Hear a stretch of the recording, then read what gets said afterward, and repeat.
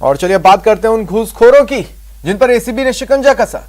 हनुमानगढ़ में एसीबी ने निजी स्कूल के प्रिंसिपल को रिश्वत लेते धर दबोचा।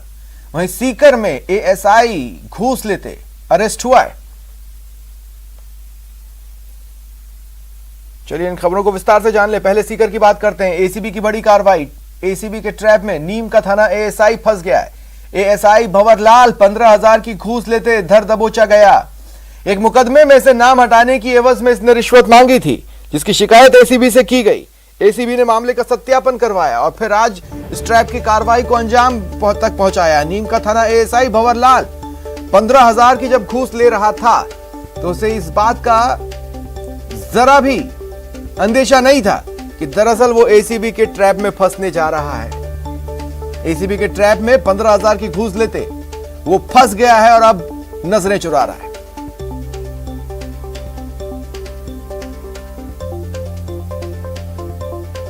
तो बड़ी खबर आपको बता रहे हैं सीकर से।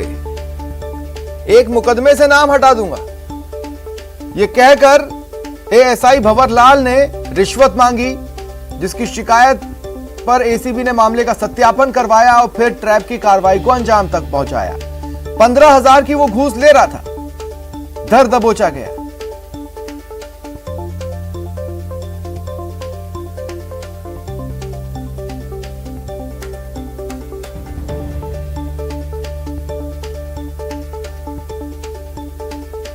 और ज्यादा जानकारी के लिए बात करते हैं सहयोगी संदीप से। संदीप, क्या जानकारी है?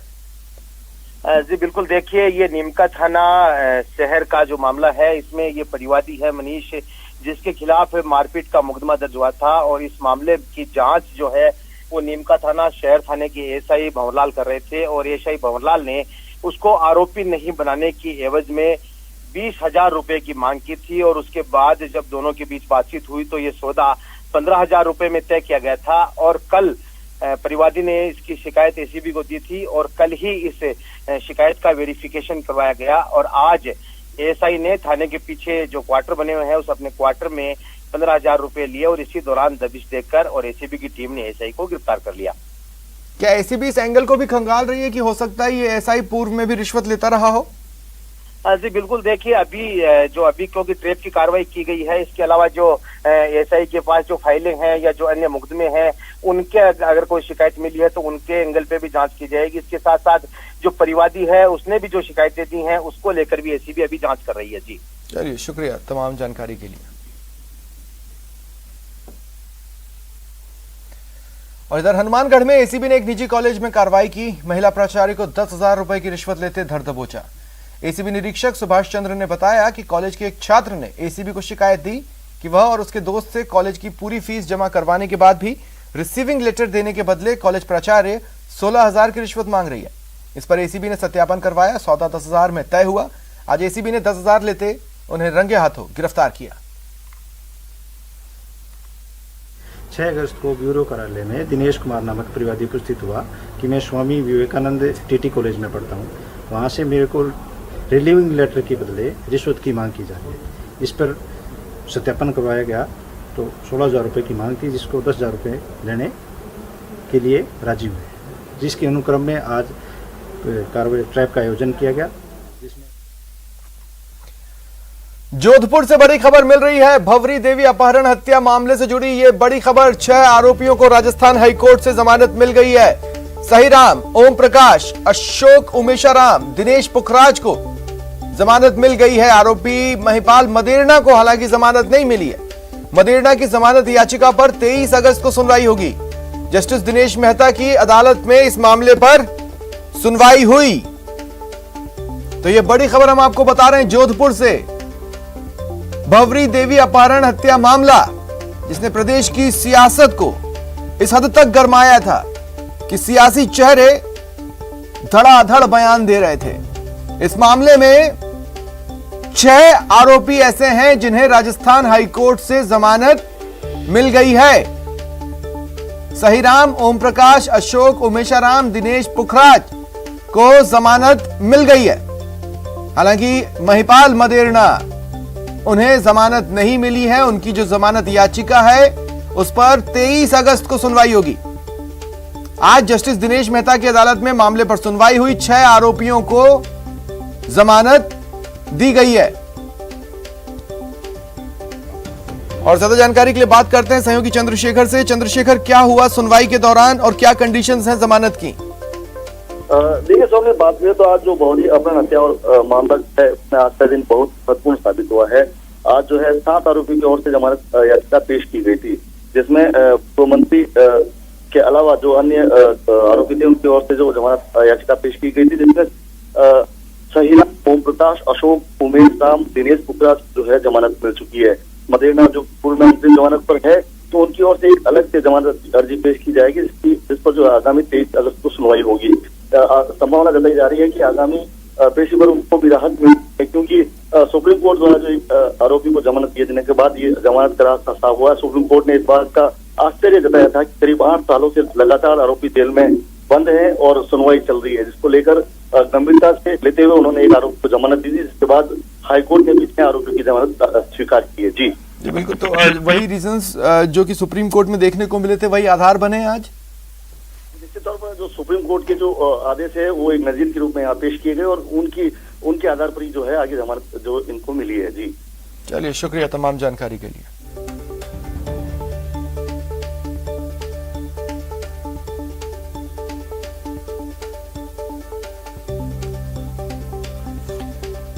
सुप्रीम कोर्ट में जो घटनाक्रम रहा था उसके बाद ये माना जा रहा था कि उसका असर केस पर पड़ सकता है और ठीक वही हुआ। उसी को कोट करते हुए आज जो 6 आरोपी हैं जिनके जमानत मामले पर राजस्थान हाईकोर्ट में सुनवाई हुई, जमानत याचिका पर सुनवाई हुई, उन्हें उन्हीं साइटिंग्स के तहत जमानत दी गई है, जैसा कि सहयोगी बता रहे थे।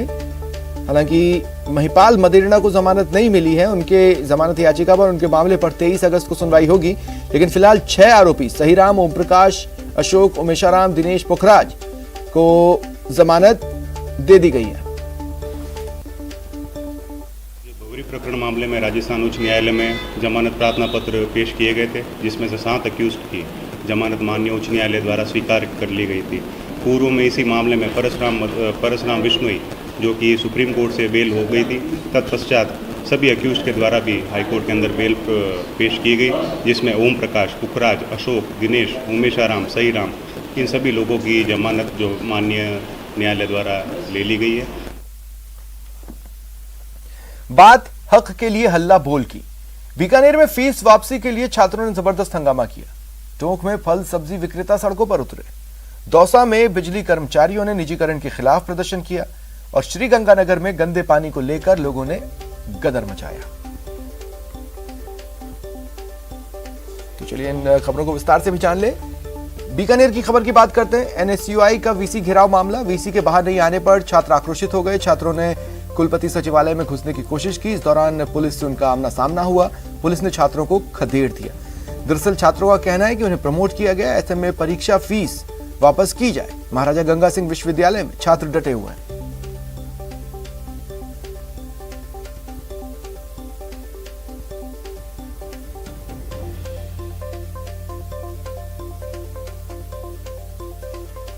और इधर टोंक में फल और सब्जी का ठेला लगाकर बिक्री करने वाले सब्जी वालों ने आढ़तियों और मंडी प्रशासन के खिलाफ मोर्चा खोला। आज इन सब्जी वालों ने प्रदर्शन कर आढ़तियों और मंडी प्रशासन के खिलाफ नारेबाजी की। इनका कहना है थोक मंडी में आढ़तिये निर्धारित आढ़त से ज्यादा वसूल रहे। स्टेडियम रोड पर सुबह 7 बजे ही सब्जी विक्रेता इकट्ठा हो गए और अपनी मांगों को लेकर प्रदर्शन किया। सूचना पर पुलिस पहुंची और इन्हें चौराहों से हटाया। इस दौरान अपनी मांगों को लेकर दिहाड़ी मजदूर यूनियन के संयोजक मोहम्मद अजमल कृषि उपज मंडी पहुंचे और समस्या समाधान का आग्रह किया।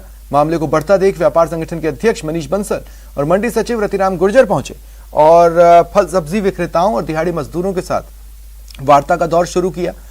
कई बार दोनों पक्षों में तीखी बहस भी हुई। आखिरकार 6 घंटे की बातचीत के बाद सहमति बनी।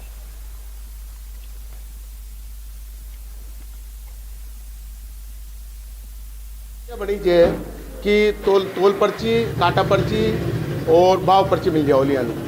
दूसरी ये है कि जो जमा करेंगे उसकी रसीद मिल जाएगी। तीसरी ये है कि जो 5 रुपये नग जो लागे थे के खाली केट को, कि मैं जयपुर देखा हूँ, चाहे कोटा देखा हूँ, चाहे बिलवाड़ा देखा हूँ, सब जगह 5 रुपये केट लागे। सब्जी मंडी में ठेला मजदूर और माल ने जो छुट्टल में बाजार में माल बेचते हैं उनका इशू था कि जो आड़ती होते हैं, एक तो बिना तुले माल दे देते हैं, दूसरे एक जो टैक्स है गवर्नमेंट का, उस टैक्स से ज़्यादा वसूली कर रहे हैं, दूसरे माल को चेक करने नहीं देते। इन पे हमारे 6 बिंदुओं पर बात हुई है। व्यापार मंडल के अध्यक्ष थे बंसल जी और रतिराम जी जो इसके मंडी सचिव हैं, उनके सामने हमने बात रखी है। 6 चीज़ों पर हमारी सहमति बनी है। हम उम्मीद करते हैं कि वो सहमति पूरी तरीके से व्यापार मंडल लागू कर दें। संघ और रिटेलर्स के बीच के प्रतिनिधियों के मध्य हमने बैठक करवाई और उनके जो भी मुद्दे थे उन सब मुद्दों को हमने एड्रेस किया। सभी मुद्दों बात करें बिजली विभाग के निजीकरण के खिलाफ प्रदर्शन की। राजस्थान बिजली workers federation all India trade union की ओर से आज विद्युत विभाग के निजीकरण के खिलाफ प्रदर्शन हुआ, नारेबाजी की गई। पदाधिकारियों का कहना था केंद्र सरकार विद्युत संशोधन अधिनियम लाकर विद्युत का निजीकरण करना चाहती है।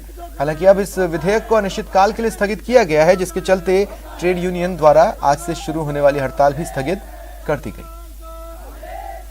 राजस्थान बिजली workers federation all India trade union केंद्रीय सेंट्रल ट्रेड यूनियनों के आह्वान पर आज की ऑल इंडिया की हड़ताल थी, जिसमें 15 लाख बिजली कर्मचारी शामिल थे। लेकिन आज उस हड़ताल को स्थगित कर दिया गया है, क्योंकि जो विद्युत संशोधन अधिनियम विधेयक जो 2021 जो केंद्र गवर्नमेंट लाना चाह रही थी, उसको अनिश्चितकालीन के लिए स्थगित कर दिया गया है। इस वजह से सिर्फ एक विरोध प्रदर्शन है। बात करते हैं गंदे पानी पर गदर की। श्रीगंगानगर के रावला मंडी थाना क्षेत्र के 8 PhD में ग्रामीणों ने गंदे पानी के खिलाफ मोर्चा खोला। इन्होंने आज से बेमियादी धरना शुरू किया। इनका कहना है बार बार जलदाय विभाग को गंदे बदबूदार पानी की शिकायत दी, पर कोई कार्रवाई नहीं हुई। मजबूरन उन्हें धरने पर बैठना पड़ा। साथ ही इनका कहना है कि सप्ताह में 2 दिन ही पानी की सप्लाई हो रही है और वो भी गंदा और बदबूदार पानी आ रहा है। इसलिए इस पानी को पीकर लोग बीमार हो रहे हैं। काफ़ी गंभीर ही है। जब भी पानी एक तो आता नहीं है, 4-5 दिनों के बाद में सप्लाई होती है, और जब भी हम शिकायत करते हैं, फ़ोन करते हैं, तो आगे से अभद्र व्यवहार से ये बातचीत करते हैं। सुचारू रूप से पानी नहीं छोड़ते, कर्मचारी पूरे आते नहीं हैं। 9 कर्मचारी है जिनमें 6 कर्मचारी तो वाटर्स में आते ही नहीं है। जब मर्जी आ जाओ, बस छुट्टी है जी, छुट्टी पे गए हुए हैं। अब 1 कर्मचारी है, 2 कर्मचारी पूरी मंडी कैसे संभाल लेंगे पानी से?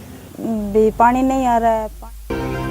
और अब बात करते हैं गोल्डन बॉय नीरज चोपड़ा की, जिनका आज सारा देश फैन है। ओलंपिक में पोडियम पर जब नीरज चोपड़ा को गोल्ड मेडल पहनाया जा रहा था और उसके बाद राष्ट्रगान गूंज रहा था, यकीन मानिए न सिर्फ एक खिलाड़ी के लिए बल्कि पूरे देश के लिए वो गौरव का लम्हा था। और उस गौरव के लम्हे को हम सबसे रूबरू कराया भारत के स्टार, भारत के हीरो, भारत के सपूत नीरज चोपड़ा ने, जो इस वक्त बातचीत करने के लिए हमारे साथ मौजूद हैं न्यूज़ 18 इंडिया पर। नीरज, बहुत बहुत बधाई और न्यूज़ 18 इंडिया पर आपका स्वागत है। सबसे पहला सवाल कि अब किसी भी खिलाड़ी का, एथलीट का एक बहुत बड़ा सपना होता है कि वो ओलंपिक में गोल्ड जीते। आपने वो कारनामा करके दिखाया। अब ओलंपिक में मेडल आप जीत चुके हैं, इसके बाद आगे क्या मंजिल है आपकी? अब इसके बाद जो अगले साल हमारे कॉमनवेल्थ एशियन गेम्स और वर्ल्ड चैंपियनशिप है, अब पूरा फोकस उन पे है और बहुत ही जल्दी हम उनके लिए ट्रेनिंग शुरू कर देंगे। और फिर उसके बाद जल्दी दोबारा ओलंपिक भी आ जाएगा, तो बहुत ज़रूरी है अभी फोकस रहना।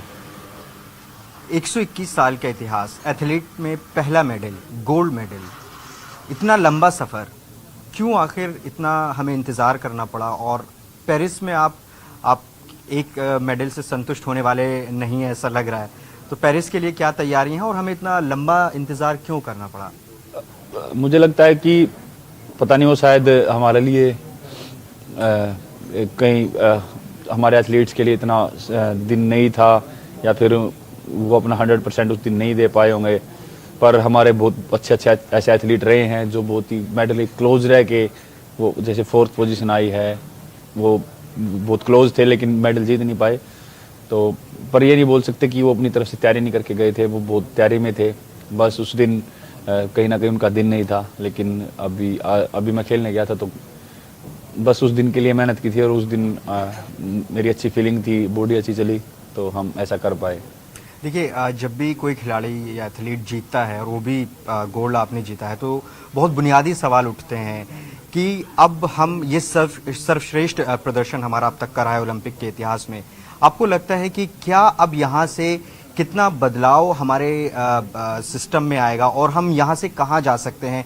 क्या बुनियादी चीज़ों में बदलाव की ज़रूरत है? आपको क्या लगता है कि क्या अभी भी सुधार की गुंजाइश है कि हम और आगे इस टैली को और आगे बढ़ाएं इसको? बिल्कुल, मुझे लगता है धीरे धीरे करके सुधार हो रहा है, इसीलिए हमारी परफॉर्मेंस पहले से अच्छी है और आशा करता हूं क्योंकि हाँ, सुधार की हमेशा गुंजाइश रहती है, धीरे धीरे करके थोड़ा थोड़ा सुधार आएगा, हम ऊपर सबसे ऊपर वाले लेवल पे पहुंच सकते हैं। तो वही फैसिलिटी और बहुत जो एथलीट्स को ज़रूरत होती है, डाइट या उनको, वो सारा धीरे धीरे करके उनकी पूरी हो रही है।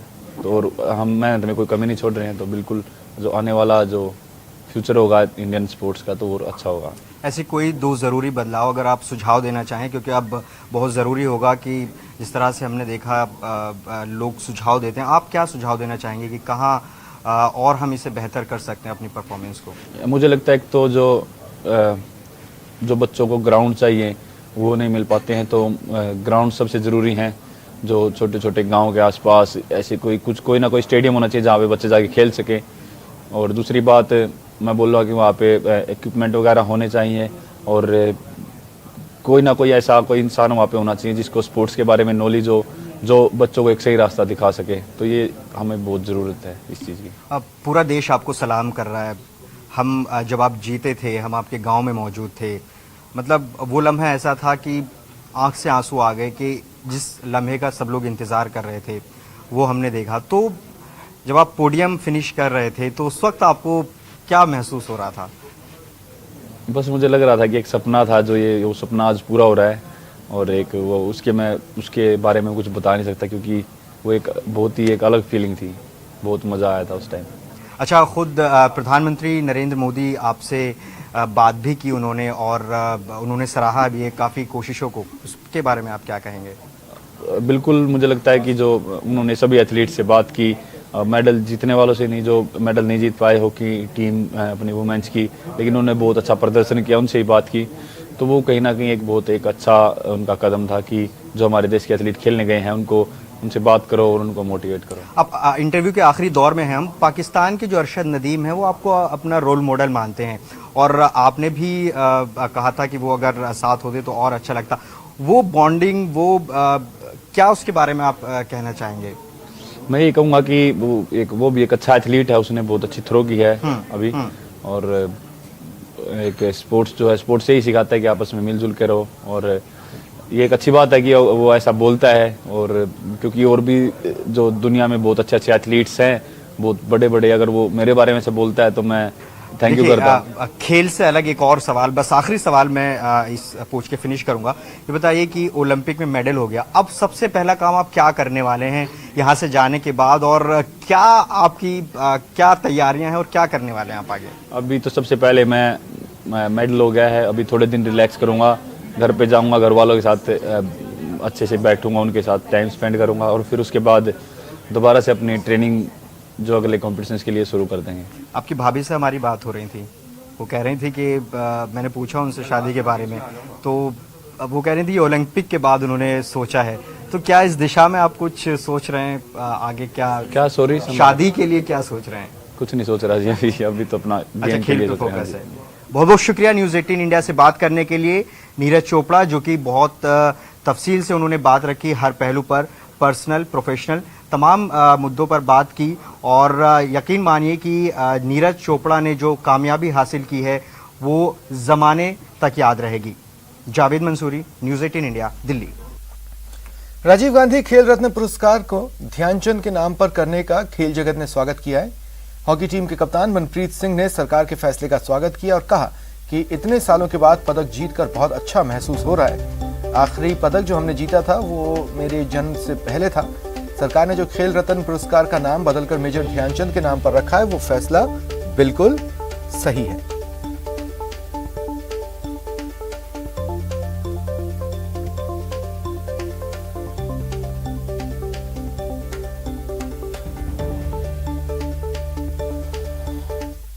और अब देखते हैं टॉप 10 वायरल।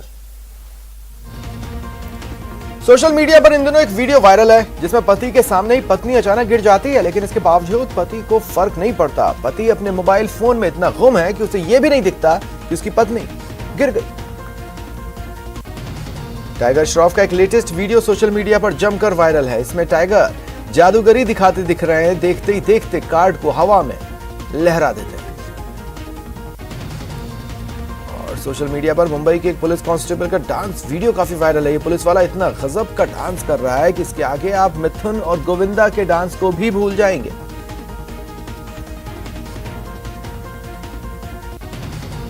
इंडोनेशिया के एक चिड़ियाघर में ओरंगुटान का चश्मा लगाने का वीडियो तेजी से फैल रहा है। ये ओरंगुटान चिड़ियाघर में अपने बाड़े में बैठा था, तभी किसी सैलानी का चश्मा गिरा, जिसके बाद फौरन ही इसने चश्मा उठाया और लगाने लगा। घर में अगर पालतू जानवर हो तो बच्चों से लेकर बड़ों तक सभी का मन लगा रहता है। इन पालतू कुत्ते और बिल्ली जैसे जानवरों के वीडियो सोशल मीडिया पर देख लोगों का भी एंटरटेनमेंट होता है। ऐसा ही एक मजेदार वीडियो ट्विटर पर सामने आया। एक कुत्ता खेल रहा है जो कि हम सब कभी बचपन में खेला करते थे। एक कुत्ते का अपनी परछाई देख हैरान होने का वीडियो काफी वायरल है। ये कुत्ता एक सड़क के किनारे बनी दीवार पर अपनी परछाई देख इतना हैरान हुआ कि उसे पकड़ने की कोशिश करने लगा। एक हाथी का गाड़ी को उल्टा दौड़ाने का वीडियो इंटरनेट पर वायरल है। पहाड़ी रास्ते पर यह हाथी पहले एक ढलान से सड़क पर उतरता दिखा, फिर गाड़ी में मौजूद एक शख्स वीडियो बना रहा था, लेकिन तभी अचानक यह हाथी सड़क पर उतरते ही गाड़ी की तरफ दौड़ने लगा। उसे देख ड्राइवर ने गाड़ी को उल्टा दौड़ाना शुरू कर दिया। सोशल मीडिया पर इन दिनों एक सांप और बिल्ली की फाइट का मजेदार वीडियो छाया हुआ है। बिल्ली ने अपनी हिम्मत से सांप को ऐसा सबक सिखाया कि वो जीवन भर याद रखेगा। एक पक्षी और सांप का वीडियो तेजी से वायरल है। एक चिड़िया ने अपनी हिम्मत और जांबाजी से विषैले सांप को चकमा दे दिया। एक बकरी का वीडियो भी वायरल हो रहा है। इसमें दिख रहा है कि बकरी ऊंचे से पेड़ की पत्तियां खाने के लिए परेशान है, लेकिन पहुंच नहीं पा रही। फिर वो पेड़ के पास खड़ी एक भैंस के ऊपर जोर की छलांग लगाकर चढ़ी और मजे से पत्तियां खाने लगी।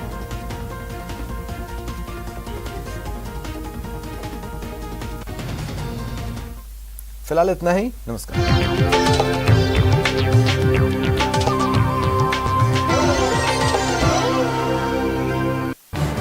इस न्यूज हेडलाइंस के प्रायोजक पेट सफा आयुर्वेदिक